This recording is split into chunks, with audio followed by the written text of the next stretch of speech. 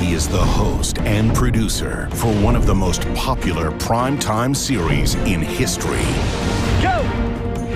Welcome to the 20th season of Survivor. Seen by over 51 million people in a single episode. He won 4 consecutive Emmy Awards for Best Primetime Host. It's right here. He's guest hosted for Larry King. I believe there are guys out there that say, no, I'm married. I'm in love with my wife. And filled in for Regis more times than any other performer. You look hot today. The audience's enthusiasm is all for you. I felt that.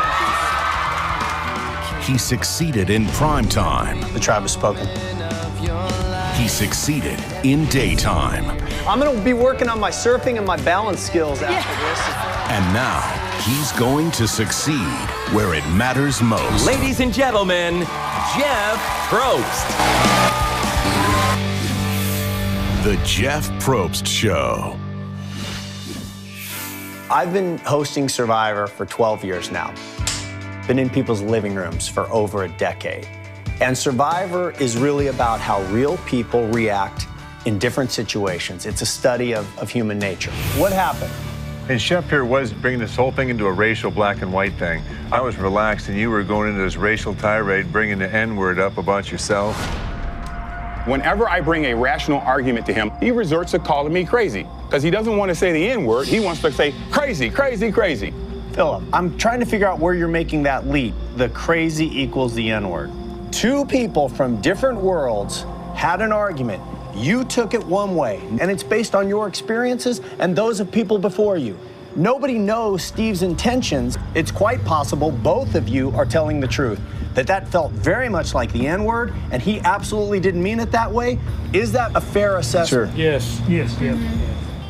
If you want to be a success in television, you've got to be willing to share your own life. Because you can't ask a guest to share, you can't ask your audience to share if you're not going to share. I have no problem sharing. Sometimes I share to the point of embarrassment. I was watching the show a while back when you were showing like a prom picture or something. Yes, we love prom photos here. Did you have yours? I have the equivalent of my prom. This was my heyday right here.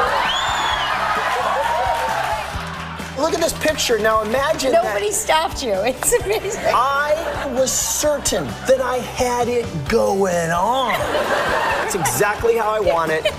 Everything is right. Larry King offered a completely different experience. You have a live show, multiple guests, some in the studio, some on satellite. If the environment continues to be destroyed, plants like the one that helped save your life will be gone. I learned one critical thing from Larry King. When Larry asks a question, he listens to the answer. Deepak, if there is life after death, then does it matter how you live this life? If there is life after death, the quality of your life tomorrow depends on the quality of your life today. What you get with me is a combination of skills, interrogating people at times, state of mind right now, filled in on Regis and Kelly more than any other guest host. My sister-in-law wore her thong backwards one day and had the best day of her life. What does that mean? Why? I'll draw you a picture later. And also moderating large panels. I'm getting the feeling right now nobody thinks that's possible. And I want to bring those skills to daytime. Do you see an impact in your kids now that they're young adults? Yes, they both are very intent on earning their own way. Which gets them out of the house sooner and off your payroll. Real. The comment I get more than any other comment from viewers is, you're always asking the thing I was just thinking. And I think that's the key to how I interview. They're saying within 7 seconds, you know, yeah, this guy's probably the one or not. Definitely not. How long do you need? A night.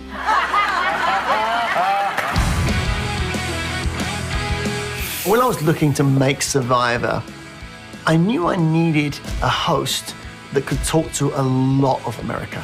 They say look for someone who women want to date and guys want to have a beer with. And Jeff really embodies that. Whether it's primetime on Survivor or daytime on the Jeff Probst Show, it's still the same skill.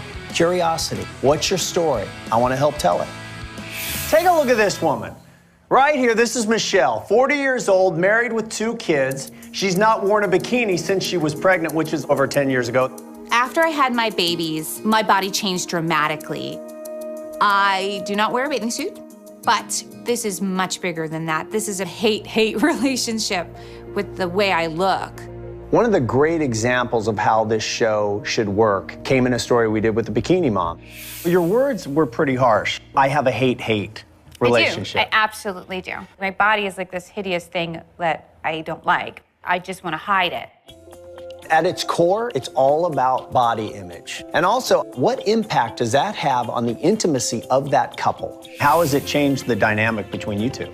From the very beginning, from the time we met, I've known she's the most beautiful woman I've ever seen in my life. I want to spend the rest of my life with her. But to watch her get dressed in the morning is really hard because she can't see herself the way I see her. She doesn't see the same woman that I see. All right, Michelle, a guy who loves you says you're beautiful just the way you are. What's the corner you got to turn? I don't know. The segment with Michelle really wasn't about the bikini. It was bigger. It was, am I going to stay in this little prison or am I going to break out? So here's the scenario. We got 20 bikinis. Go choose something, come out, you get it over with. This is like bungee jumping. I'm going to give you 2 minutes. Do I get a parachute too with a bikini? No parachute. We will be here to catch you if you fall, though. Body image, feeling good about yourself. All that's relatable. Guy or girl, we all have issues around that stuff. One of the keys for me in doing this show is the relationship with the audience. I want to pop up here and talk to some other parents. Okay, let's see if anybody's got a question. I want to get somebody else in out here. It's easy to hop up with the mic and say, you're smiling. What's going on? What are you reacting to? Pop up here. Stand up here. What do you think of this? So which side of the fence are you on? I really want them to feel like it is their show as much as mine. It was exciting to have male energy for a talk show. Kind of took me back. I'm from the era of Phil Donahue. Donahue was awesome at telling a story. And he could wear a dress and be funny, and he could have somebody from the Black Panthers on. It didn't matter. It was always riveting. And I think having a guy as the host brings in a male point of view and broadens that discussion. You think guys keep more secrets? Oh, yeah. Right? I mean, there's some wild weekends that we've all had. Women have wild weekends, too. Women have wild and weekends. have you told? And do you tell your boyfriend? Well, that hasn't come up yet. Wow, this is good right here.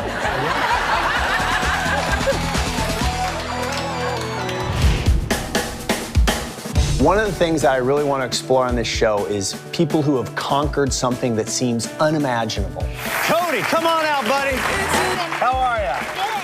And we found this little kid. He has more insight into the human nature and the psyche of how you can overcome anything.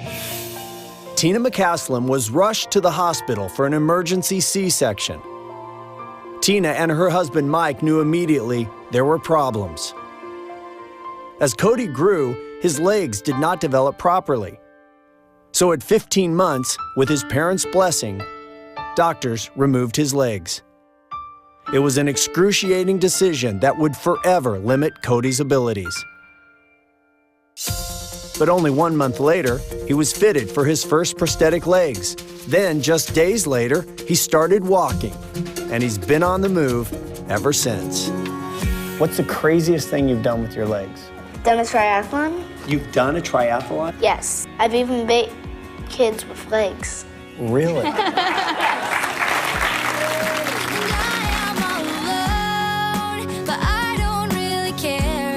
When did this first connect with you, that you were doing something pretty amazing? When I was talking with the soldiers. And were these guys who had lost their legs? Yes.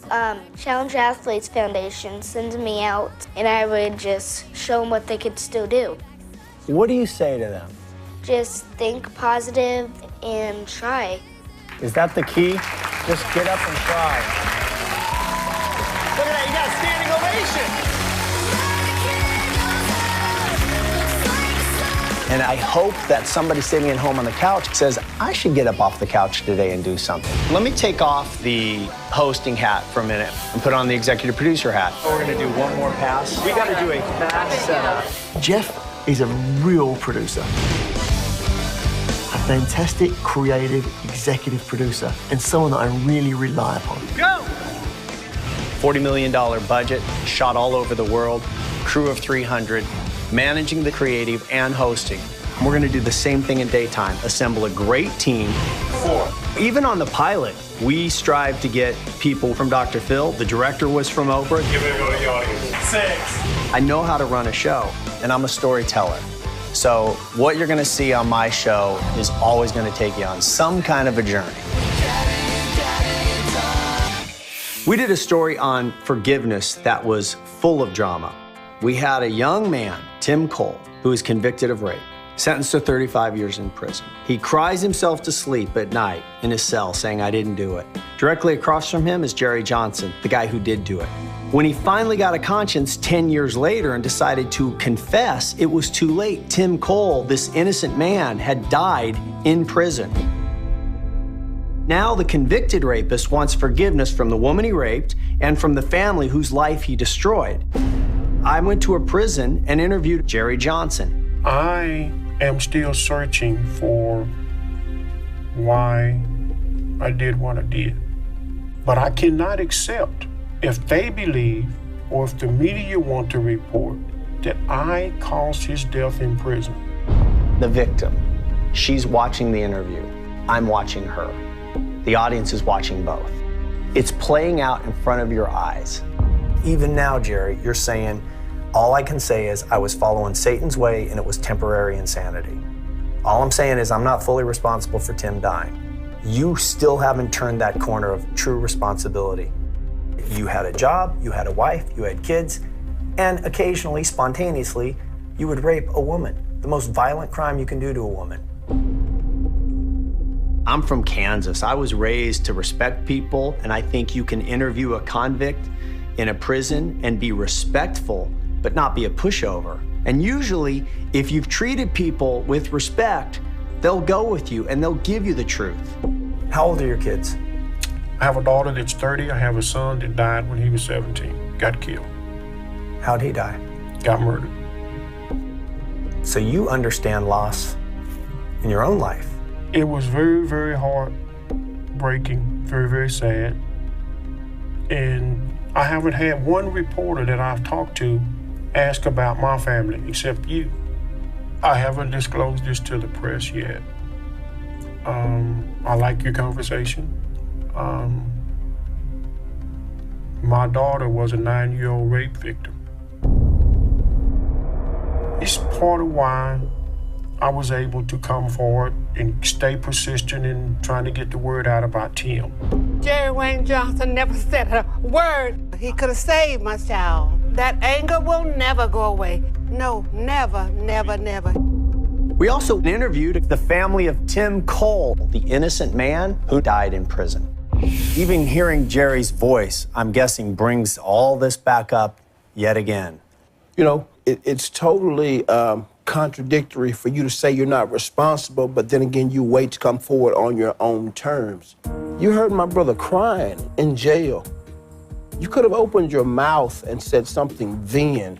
My brother was still alive. So, Reggie, it's got to be utter disbelief when first he's brought in. Right. Then he's ID'd. I was there the whole time. I was there. All of a sudden, I heard Tim say,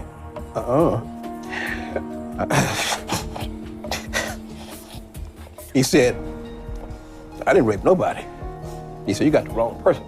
One of the brothers started to cry, and his mother has tissue, and she's dotting both of his cheeks. I felt robbed, I felt deprived, I felt all these things because the man who I looked up to more than anybody in my life was my big brother, and I was hurt so bad, okay? And that showed me we've created an environment in which the family felt safe enough to share. Can you see his picture? He's not a broken man. He didn't let prison break him. And your point is, look at the spirit of this kid. Look at his spirit. Everyone was watching you. You know, one of the biggest questions you contemplate in doing this is, what will the audience take away? I really think it will be different every day. That means you might cry one day.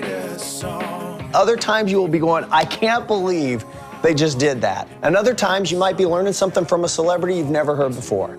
I just want to do a show where at the end of it, you have a little bit of a takeaway that informs your life and maybe makes it better. No other talk show has launched with this big a fan base. I thought he was very friendly, easy to talk to, and I thought he was really cute. An interesting, interested person. This popular a host.